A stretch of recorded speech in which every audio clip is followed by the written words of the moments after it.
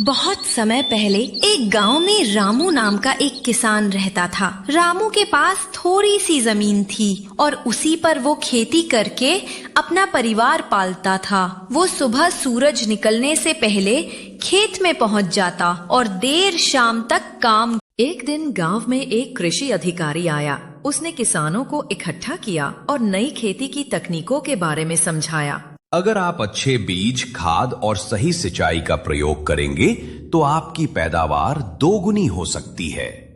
ये तो सच में उपयोगी है, हम इसे जरूर अपनाएंगे। नए तरीके, पता नहीं ये सही होगा या नहीं। हमारे बाप दादाओं ने जैसे किया वही सही है। समय बीता और फसल तैयार हुई। पड़ोसी किसानों की फसल खूब अच्छी निकली, लेकिन रामू की फसल कमजोर और कम रह गई। रामू को समझ आ गया कि केवल मेहनत से नहीं, बल्कि सही ज्ञान और नए तरीकों से ही तरक्की होती है।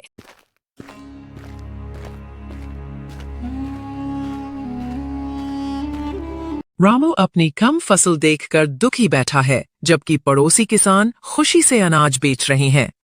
इस बार मैं नए बीज, खाद और तकनीक अपनाऊंगा। मेहनत तो करूंगा ही, लेकिन अब समझदारी से। रामू ने अधिकारी की सलाह मानकर नए तरीके अपनाए। धीरे धीरे उसका खेत हरे भरे पौधों से भर गया। जब फसल तैयार हुई तो रामू की मेहनत रंग लाई। उसकी फसल पूरे गांव में सबसे अच्छी निकली। वाह रामू भाई, तुम्हारी फसल तो कमाल की हुई है।